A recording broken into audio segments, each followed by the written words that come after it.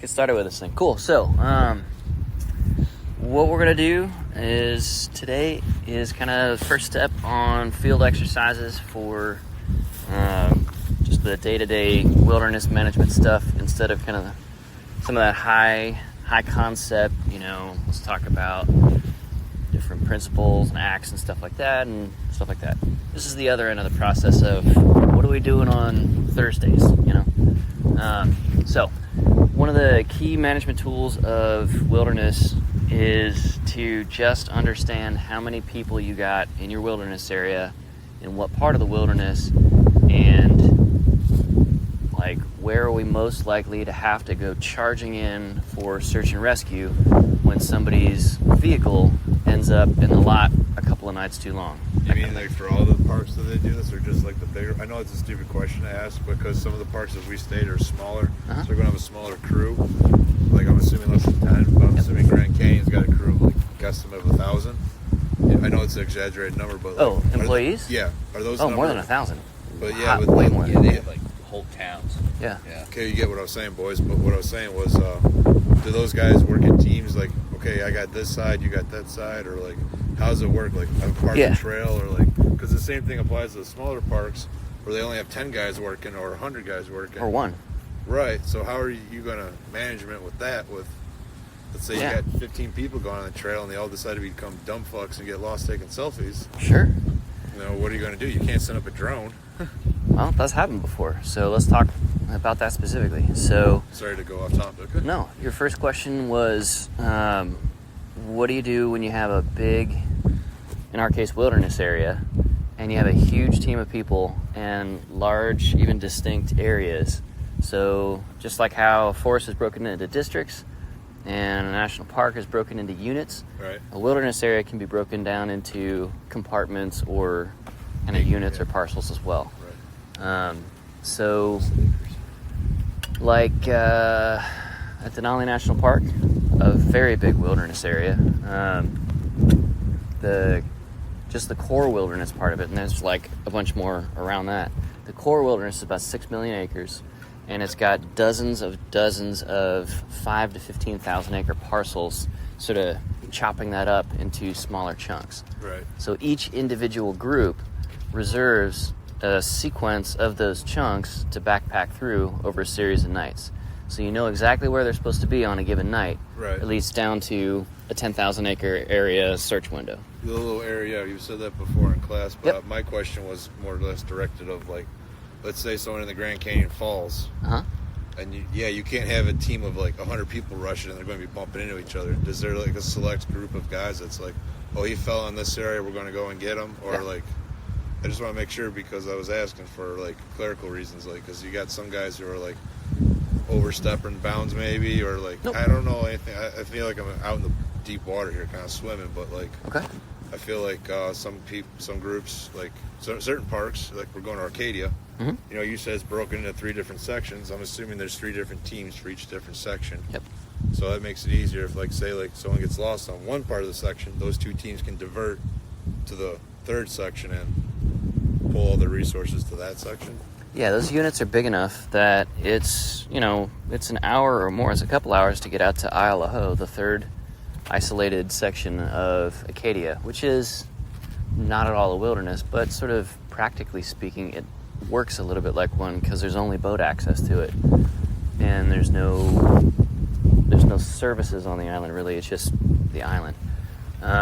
So the idea there is from the opposite end of, instead of chopping up a 6 million acre wilderness down into parcels, from the perspective of the person getting lost and not reporting back at the trailhead when they're coming out like they typically would have to. There's a designated, essentially on-call team of rangers who are wilderness rangers in this case, who are either already out there on the trail network with their radios, right, doing patrols, doing maintenance, maybe trail maintenance, checking permits. Every party you encounter when you're the backcountry ranger at Canyonlands National Park, they are required to have their permit like wired onto the shoulder strap of their pack, so you don't even have to slow down if you don't want to. You know, usually they stop and talk with you, and the rangers are telling you, all right, your next water source up ahead, the direction you're going, I just checked it, I was just there, it's dried up, you need to continue on to the next one. Are you guys okay with that? Do you need water right now? You know, check it in with kind of folks. like trail nannies almost on the AP, almost trail angels, sorry. They're acting like in that aspect. Yeah. So as an aside, trail angels are just volunteer long distance hikers who will cache beer, they'll cache fresh water near road crossings on the AT and stuff like that, and just they're generally cool folks. They help you to get a boo-boo. Yeah. So if somebody doesn't end up mustering out, you know, coming out and saying, all right, our trip is over, we're alive, we're okay, we're done, the backcountry office, the wilderness office, is going to be checking those permits on a daily basis. In some cases, at the busier wilderness areas, it's automated. Like the computer's saying, hey, so-and-so didn't check in. You know, we need to figure out what's going on. You know, within hours of their estimated checkout time. So it's like the sign-in sheets almost, kind of? Like yeah. we're checking in via with electronics or something? Yep. Okay, gotcha. Exactly.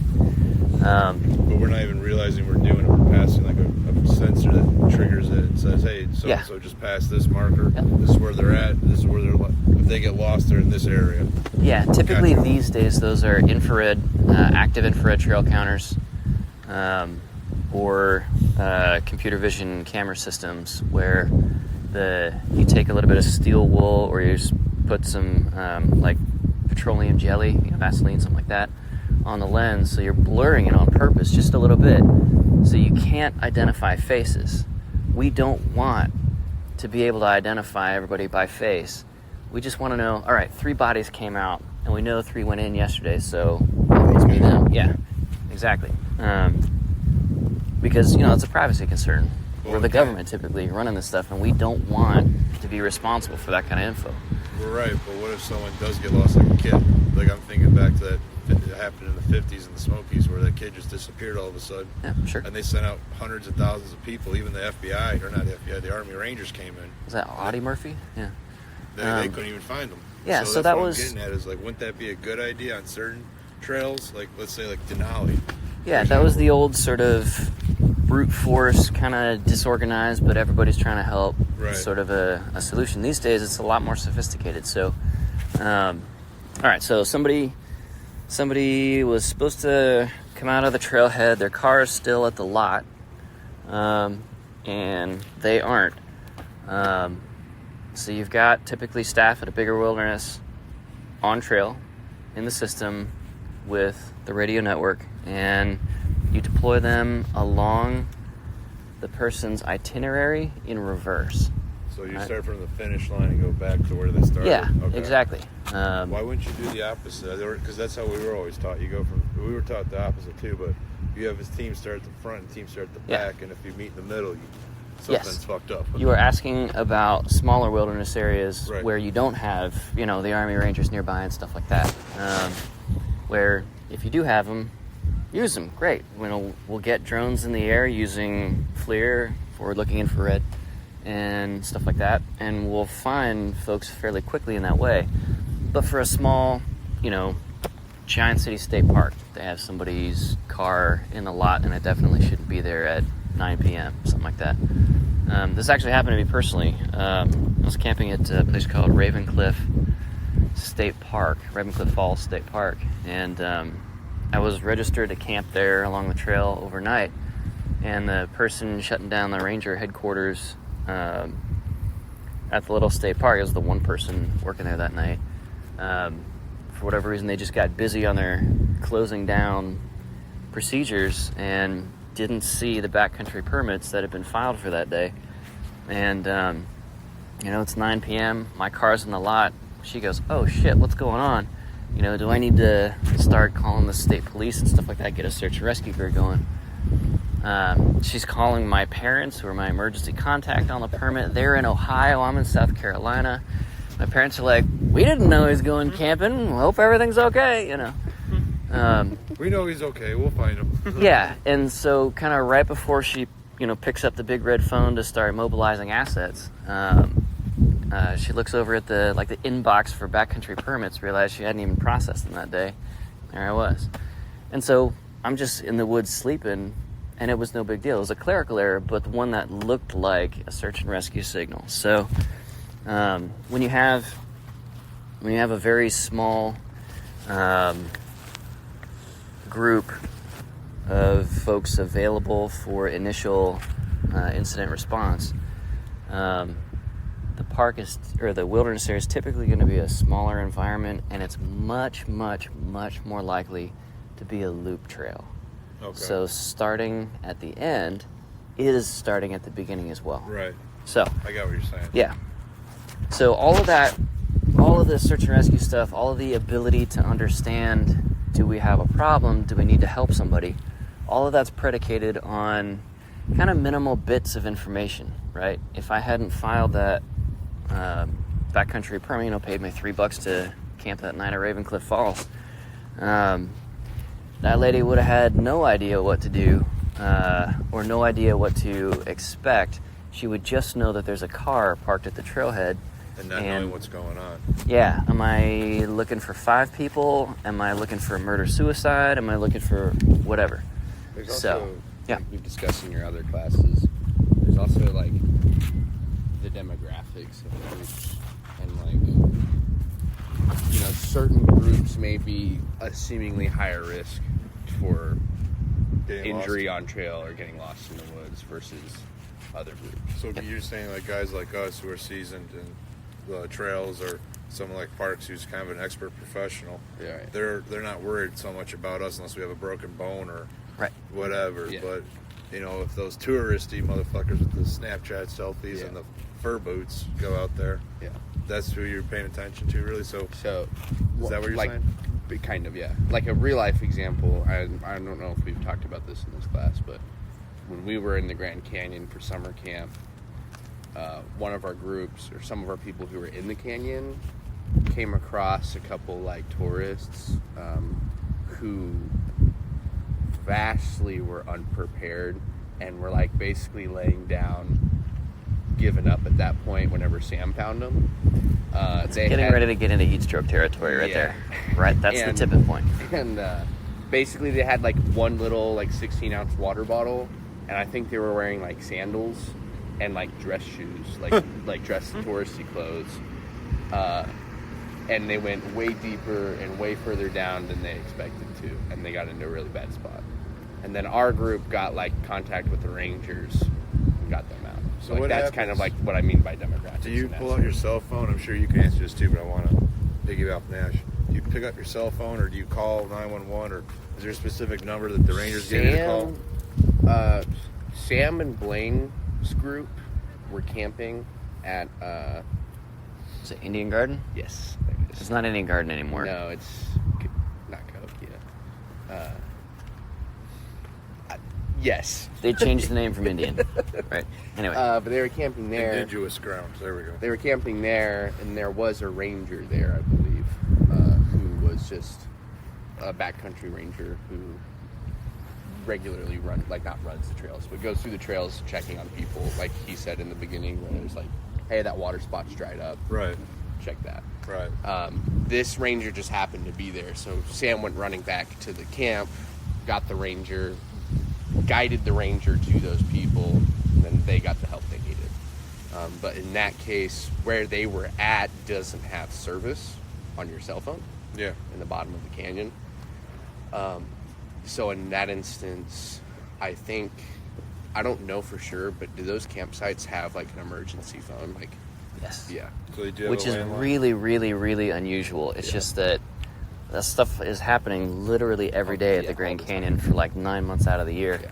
And so it's more built up, right? They have spots for helivac there and down at Phantom Ranch and a number of the campsites across.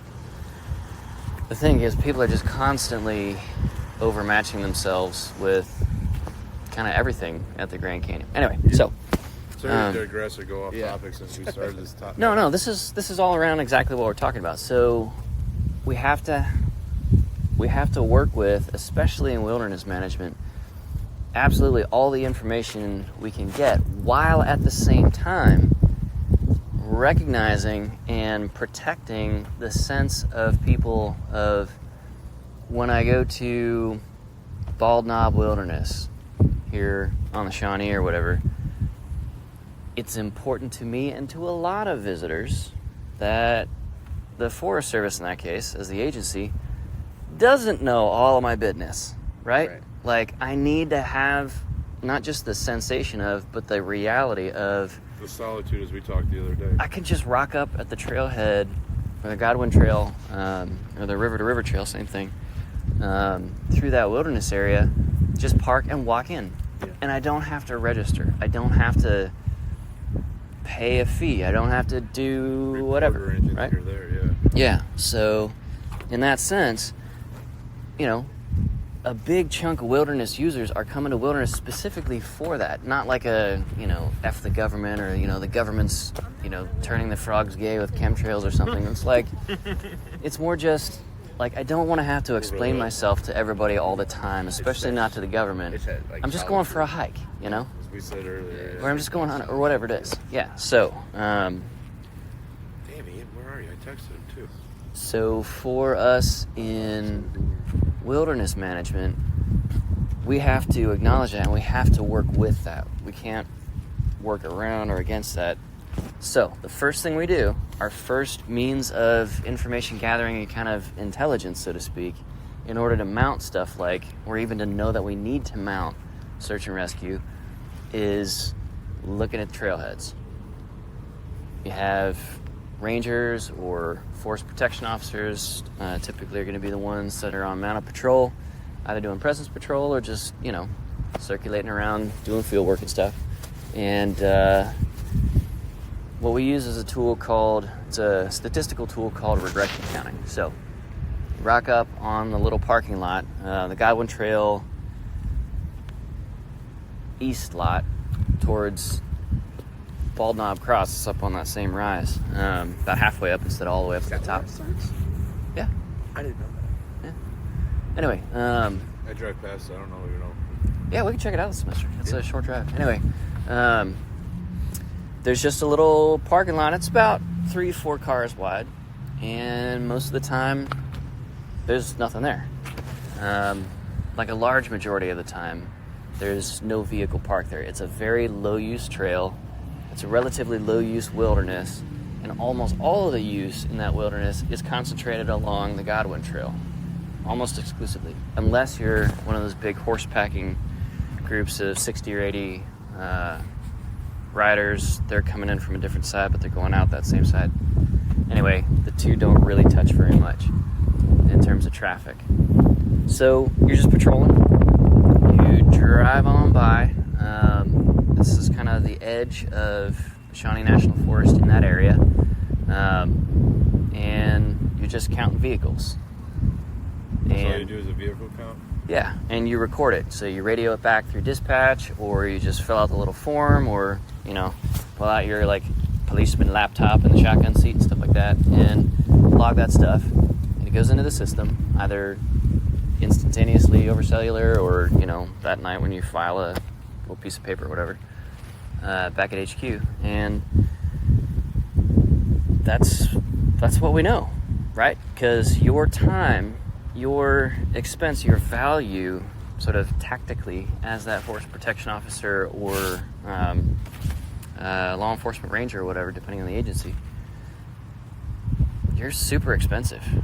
You're super valuable. The Park Service, the Forest Service can't afford to have every segment of the trail crawling with you, like getting eyes on people and stuff like that. And that's kind of antithetical to the wilderness vibe anyway, right? So we have cars. Some areas you do need that. We have cars in parking lots. And it's so important to get that info that we get when we do see vehicles in the parking lot. We're recording one kind, and we're recording not the license plate, but like make and model kind of thing. So, it's a FX4 with truck cap on the back, red, so that, if that truck stays there for a while, then we know it's that truck that's staying there. It's not getting replaced by some other truck, and we're freaking out for no good reason because the original truck left, and it's no big deal.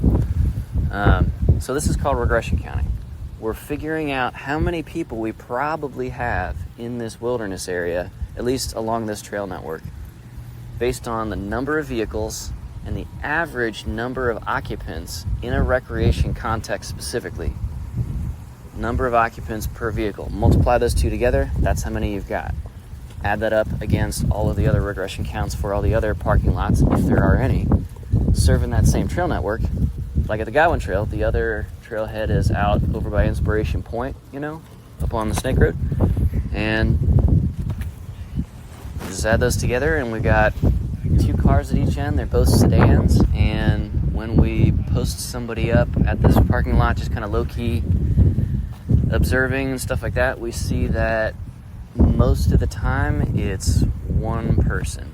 And every 5th car, every 5th sedan has 2 people. It's a couple out for a walk or something like that, or, father-daughter hike or something like that. So we would say there's 1.2 occupants per sedan on average. We don't need to know the actual number. We just need to get management close. All right? That's going to be a super important principle this semester. We don't need precision in wilderness management. We got to get management close.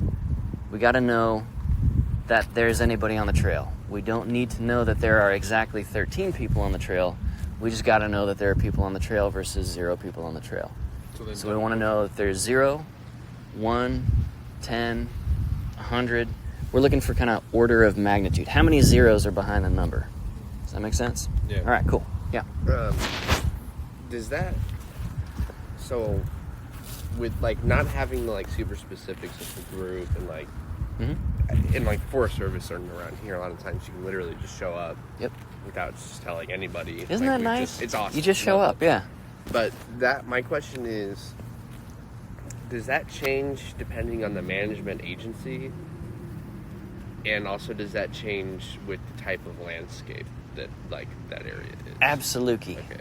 All right, so at Grand Canyon, for anything other than a day hike, they know everything about you. They stop just short of blood supply, blood type, and, underwear size. They want names. They're looking for, age, and they are locking down in that wilderness area the specific campsite, not even just the campground, the campsite that you're going to be in, because there's a limited number of them. It's a high risk environment with all those search and rescue extractions, and they need to make sure that because of a thing called status group dynamics, a group of 2 people behaves very differently than those same 2 people added into 5 more friends. Yeah, right? It's a romantic trip versus a trip where I'm trying to impress a whole bunch of my friends. Big difference in how that trip actually goes, the risk level, the kinds of injuries that tend to happen, and so on and so forth, right? With a romantic couple, it's probably just friction burns. I'm kidding. And with the other group, people are getting drunk and falling off of cliffs, right? Completely different. Completely different management response. And completely different risk exposure for the ranger that's got to go in and drag bodies out or something like that. To piggy off Nash's question, yeah. How come there's so many people then disappearing in these national parks that can't be found then when we have all these techniques to go in and find them, and we have all these bodies to go in and find them? Yeah, sure. So I think you may need to contact Spooky Boulder on that. I'm not trying to be one of those tin head foil fuckers, but no, I know, but it's the same kind of principle. It's we have all this shit going in there, but it's where the fuck did you go? Yeah. Okay. It's so why isn't search and rescue successful all the time? I won't say successful because every mission there is a possibility of failure. Right? There's always that possibility or the outcome you don't expect. Yeah. But what I'm getting at is if you got over 1,000 people on the ground through a span of 2 weeks, and you're searching a high condensed small area that's 3 miles by 3 miles, how the fuck can you not find that cat with 2 weeks? That's all I'm getting at. Because you see these stories where, we found the body. We searched right there though. It's dude, how did you miss that? Well, search and rescue is non-trivial. And in a lot of forested environments, the stuff that we enjoy as foresters so much, because it's a whole bunch of tangled undergrowth, and 20 steps in, you feel like you're off on the forest moon of Endor, just way off from civilization. Like, that guy was Eric Rudolph. He was a domestic terrorist. Yeah, and he escaped. Run, Rudolph, yeah. Yeah, he hid in the rhododendron and mountain laurel forests, basically around the Smokies, for over a decade. Yeah, North Carolina and Tennessee, he hid there. And there were a lot of people looking for him. Yeah. And it was never going to happen, because you can't see 30 feet through that. I understand. So that. even if you have a search grid, it's a search grid on 100% slopes or greater, so people are sort of wandering, picking their way through as best they can, but it's just not safe for, to run 1,000 people in a line abreast, everybody marching along, kind of thing. Like, somebody's going to bust a leg, and now we got two problems, And then the next thing. So, I was going to say the other thing is it could just be that the guy walks past you as you go through, you stop for the night, he walks, and now you're starting, he's already past where you were supposed to be. So exactly, and you're still exerting effort going the wrong direction. Past where you are and you don't see him. Yep. Yeah. He keeps doing that over and over again for 2 weeks, and then we can't find him. Guys, I wasn't trying to put my tinfoil hat on there for a minute, guys, but I was just trying to say, because I watch all those things, in certain wilderness, especially in Washington and even in Canada, they go just, they'll be walking in front of you, they're gone. Yeah. And I'm not trying to say, tinfoil hat shit. No. It's if you were just there, how come I cannot find you then if you're in that area? That's just my military brain that can't program that, I can't grasp that, because it's just boots on the ground. Part of it is just physics, right? Yeah. So if infrared optics, typically mounted on helicopters for search and rescue out west, is kind of the multi-tool solution, right? You can cover a lot of ground, you can cover it fast, and you have essentially hyperspectral vision. You can see somebody lit up, except for when you can't. So, for example, we're all forest cover and close. Yeah. Exactly, right? So your body is giving off a very, very faint orange or red light. Called black body radiation. It's the same. It's how predators see. Same thing as when you got a hot stove. I should get naked so they can see me better. 100%. 100%. Yeah, but then predators. Spread eagle. Spread eagle. Right. Maximum surface area. For you. No. Otherwise, you're gonna hear that weird. But if you're wearing winter clothes and it's winter time, right? So you need high contrast between the background temperature and body temperature.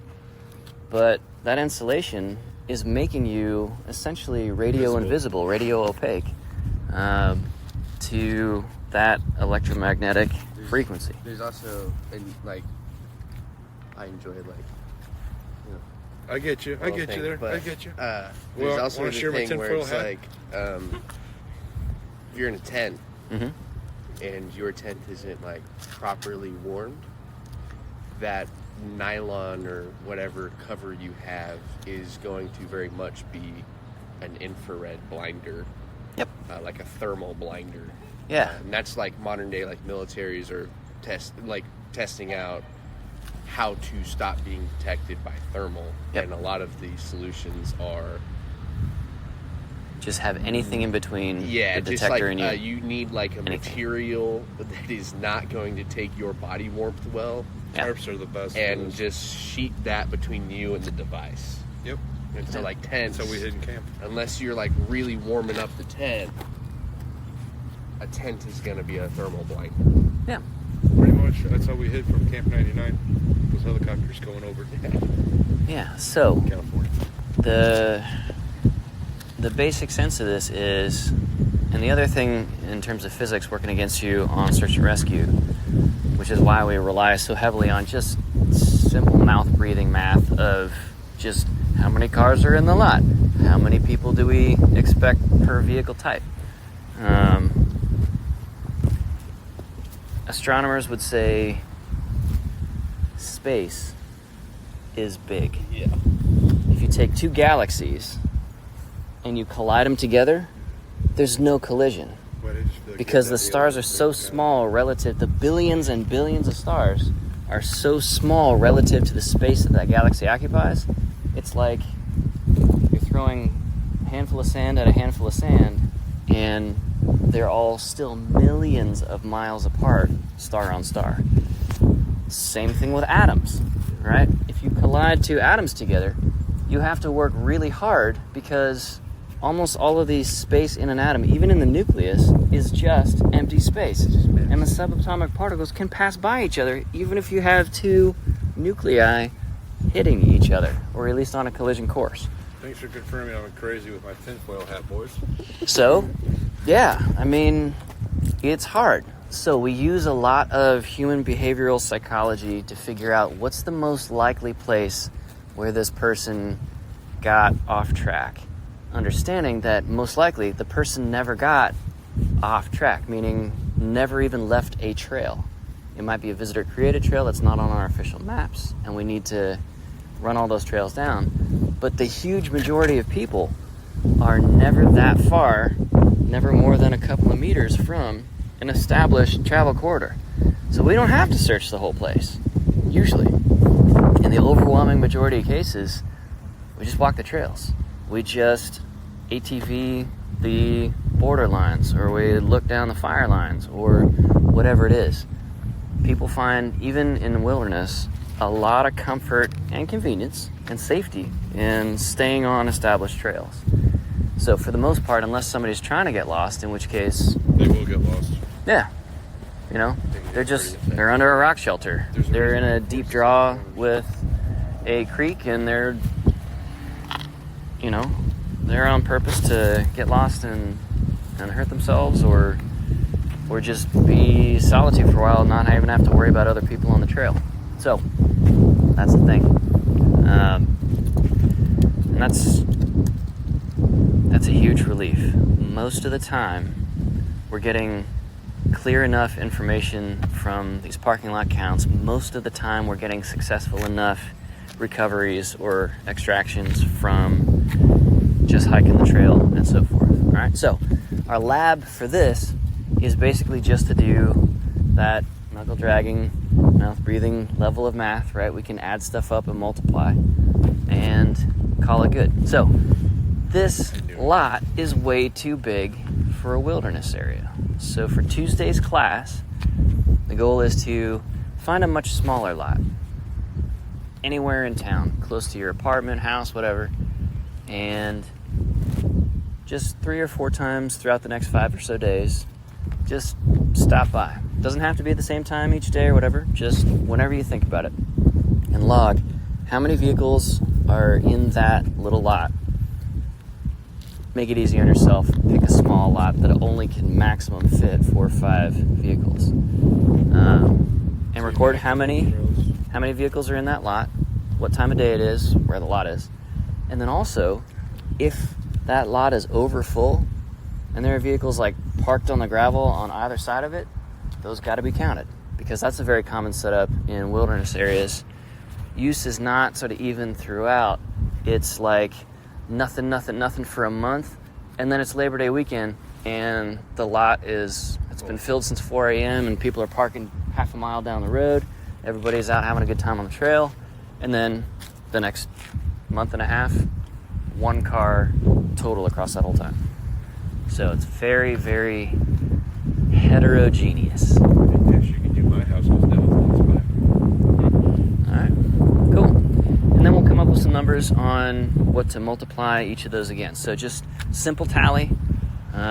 Just note the date and time so we know, okay, wow, the number's really big in the mornings typically, but after about 4 p.m., you never saw anybody parking there, right? Or this is totally just an overnight lot. During the day is a ghost town, right? Should we write down like the general type of cars that we see too, like truck, sedan? Yeah, vehicle SUV? type. Treat it like We don't it's- care. We don't care for our purposes on this lab that it's a Nissan or a Kia or whatever. It doesn't matter, right? Yeah. But we do want to know if it's like a passenger van versus a bicycle, How many something like people that. can fit in there? Yeah. Okay. Cool. And that's all it is. And so we're going to get a bunch of wilderness work done just by kind of not counting heads. We're just counting vehicles and then taking a management close enough guess at counting heads. All right? Sorry, I interrupted you. No, I interrupted you. I was going to say, should we challenge ourselves, the 3 of us or 4 of us, because I'll tell Ian, to go to like Bald Knob Creek or something or whatever, just to see about those, or do you want to do any parking lot? Listen, if you need an excuse to get out to a wilderness trailhead, just check out the situation. Maybe go for a little hike yourself. Sample the goods, get high on your own supply. Yeah, agree with by that, all guys. means. Okay, well, I'm going home this weekend, so I am also. I'm also going home too this week. Yeah, okay, cool. All 3 of us are Glad going home. All right. I'm taking off after Yeah, 2 hours. I'm taking let off. me take another 4.5-hour drive up here every day to go to that. Fair enough. No, All right, we got 9 more minutes. What questions do you guys have for me about the field trip? Where do you Because want that's to coming. park? Say again? Where are we parking? Back over here again? They've moved the long-term lot from over there. We got corrected by this last year. Yeah, that was And then- dumb. Yeah. It's now the lots that are, just south of the arena. It's that big open square lot that's fenced in. Yeah, just text me where you're at. Yeah. Find Yeah, it's down there. You know where you tailgate for the football games? No, I don't go Okay. to football You games know here. where the soccer practice fields are, or the No. baseball practice Yeah, I fields know where are? those baseball fields are. I know over there is long term. Yeah, it's Like like the sneak way out to your place, right? yeah. So like Okay. instead of going out the main entrance, No, you go out that side entrance. you go out over there to the side. Yeah. It takes you out by the football stadium. Right. And all It's you that go to lot McDonald's. right there that's on the right side when you're exiting. Okay, cool. I drive past it all the time. Yeah. Yep. This is the same one going. So when you're going to Huck's or McDonald's over there, Yep. you gotta go past the Barra Center. That's where they play basketball. Go down there, and we'll show you where to go. Like that, I'm just trying to point you in the right direction. I That can- way you I can can go. point it out. Yeah. That, Are you familiar with campus? Yeah, that's why I was trying to do this for him. that's where we're meeting that day. Tell you what, let's head back inside. I'll just pull it up on Yeah. the maps and show you. It's super easy to see there. It's a big old lot. But that's where we're going Friday morning when we're. Yeah, we'll leave We're vehicles down our there. cars. We're safe to leave them there overnight and all that Yeah, stuff. no, that's They great. patrol it and all that. Are we carpooling that? Can I pick you up in the morning? All right.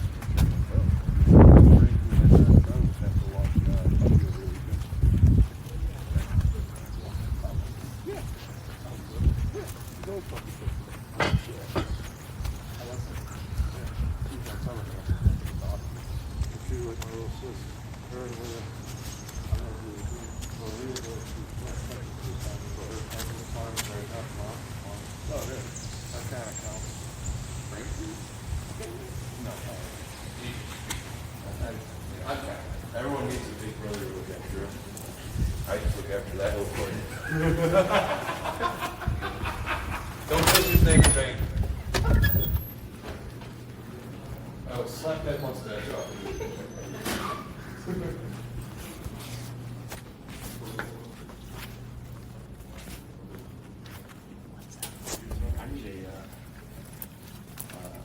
All right. We keep getting bulldogged by the other class, and we're not even out of here yet. So- The fuck, kid? We're right here. This is the Ag building right there. This is the sports arena. We got 51. Oh, okay. It's this lot right here. That huge. So right by the sports arena. Yeah, just south. of Yeah. there. So like Yeah. the football field's there, and then Oh, the okay. Ben Terrace Center's here. I know where the and football it's that field big is, lot so- there. Yeah. Okay. Yeah, so there's this entrance right here at the I on South Illinois Avenue. You can come in from that side, or you can come in from the south right here. There's the Huck's gas station down there, and then come up here, and it'll be a right turn if you're Well, coming in from the I south. live on campus right now, so Oh, yeah, I'll okay. just walk there. There you go. It's like Or we I can know where the pick you band up. terrace. Yeah, you- though, Yeah, so- that works. Or we can Cool. scoop you on the way out. Yeah. Yeah. Or you